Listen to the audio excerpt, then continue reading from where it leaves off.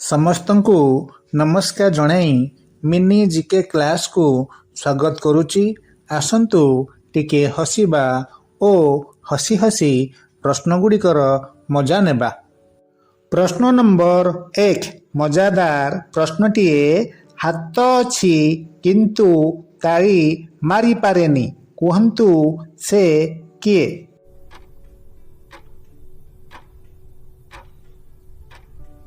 ଉତ୍ତର ଘଣ୍ଟା।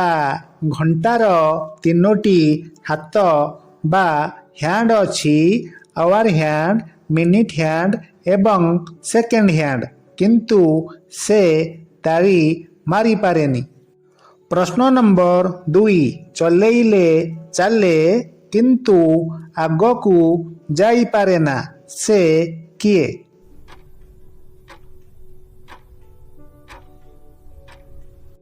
ଉତ୍ତର ପଙ୍ଖା। ପ୍ରଶ୍ନ ନମ୍ବର 3 ଲକଅପ୍ ଓ ଲକଡାଉନ୍ ମଧ୍ୟରେ କ'ଣ ଅନ୍ତର ଅଛି?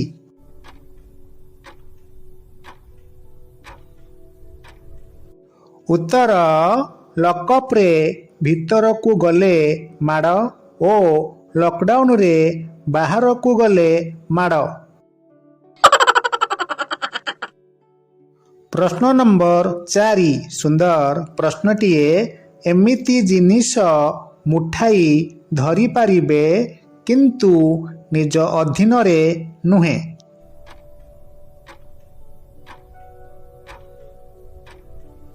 ଉତ୍ତର ପାପୁଲି ରେଖା। ପ୍ରଶ୍ନ ନମ୍ବର 5 ଏମିତି କ'ଣ ଅଛି ଯାହା ନା କେବେ ଥିଲା ନା କେବେ ଆସିବ?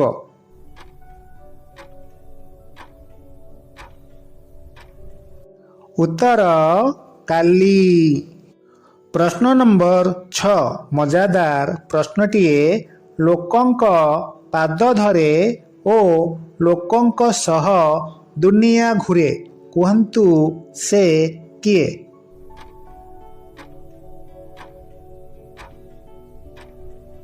ଉତ୍ତର ଜୋତା ବା ଚପଲ।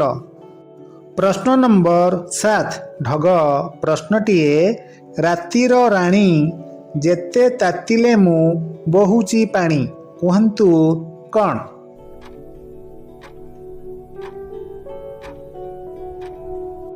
ଉତ୍ତର ମହମବତୀ। ପ୍ରଶ୍ନ ନମ୍ବର 8 ମଜାଦାର ପ୍ରଶ୍ନଟିଏ, ଆମେ ସବୁ ଜାଗାରେ ଜିତିବାକୁ ଚାହିଁଥାଉ କିନ୍ତୁ ଏମିତି କେଉଁ ଜାଗା ଯେଉଁଠି ଆମେ ହାର ମାଗିଥାଉ?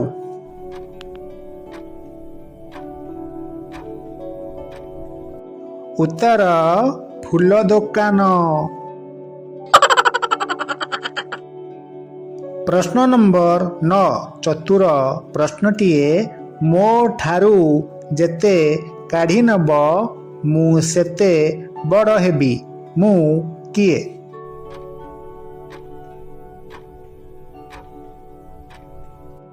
ଉତ୍ତର ଗାତ। ପ୍ରଶ୍ନ ନମ୍ବର 10 ମଜାଦାର ପ୍ରଶ୍ନଟିଏ, ତାହା କେଉଁ ଶବ୍ଦ ଯାହାକୁ ସମସ୍ତେ ଶୁଣିଥାନ୍ତି କିନ୍ତୁ ଆପଣ ଶୁଣିପାରନ୍ତି ନାହିଁ?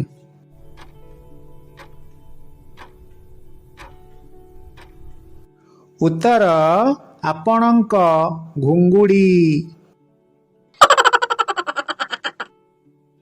ଆପଣମାନଙ୍କ ପାଇଁ ଚତୁର ପ୍ରଶ୍ନଟିଏ, ଏଭଳି କେଉଁ ଜିନିଷ ଯାହା ଗୋଟେ ସ୍ତ୍ରୀ ତା ସ୍ୱାମୀକୁ ଦେଇନଥାଏ? ଉତ୍ତରଟି ଜାଣିଥିଲେ କମେଣ୍ଟରେ ଲେଖନ୍ତୁ। ଧନ୍ୟବାଦ।